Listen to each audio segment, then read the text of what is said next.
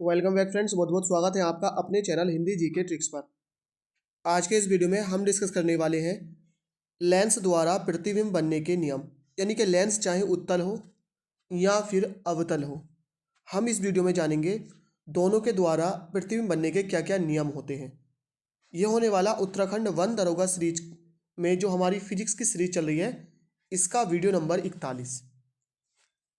इससे पहले के फिजिक्स के वीडियोस या केमिस्ट्री का जो हमारा सिलेबस कंप्लीट हो चुका, वो अगर आपने नहीं देखे हैं, डिस्क्रिप्शन में आपको लिंक मिलेगा, क्लिक करके देख सकते हैं। तो चलिए करते हैं शुरू।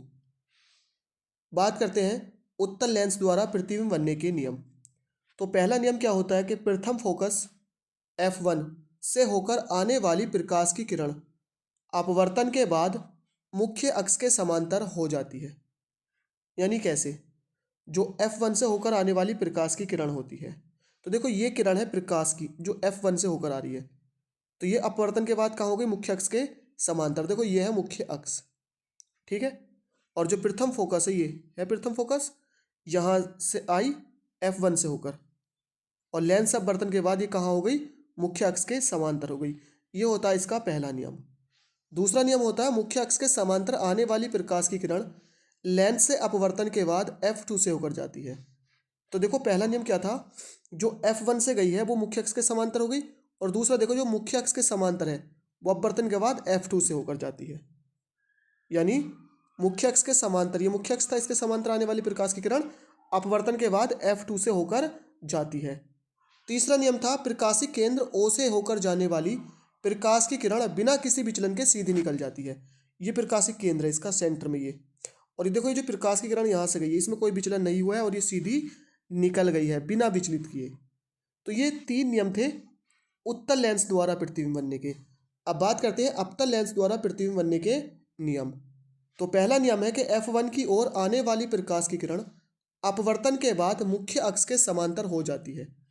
F1 की ओर, देखो ये है F1, अब इसकी ओर ये प्रकाश की किरण आ रही थी, या ये प्रकाश की किरण, ठीक है। तो ये यहाँ से देखो लेंस से अपवर्तन के बाद ये कहाँ हो गई? मुख्य अक्ष के समांतर हो गई।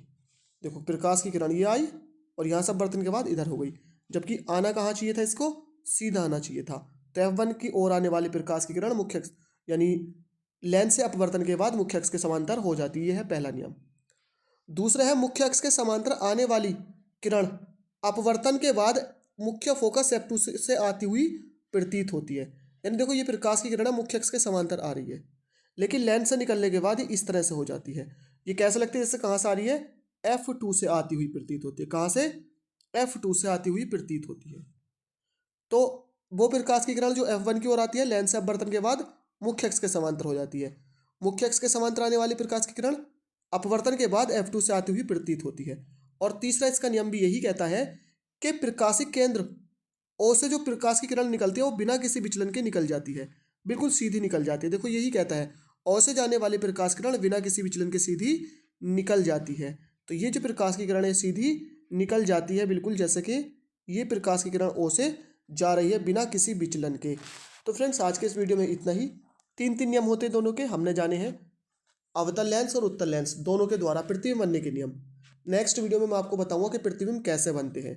रट्टा नहीं मानना है, प्रतिबिंब से आपसे क्वेश्चन पक्का पूछा जाएगा, चाहे दर्पण से आ जाए या फिर लेंस से आ जाए। तो फ्रेंड्स आज के इस वीडियो में इतना ही। थैंक यू फॉर वॉचिंग, मिलते हैं नेक्स्ट वीडियो में।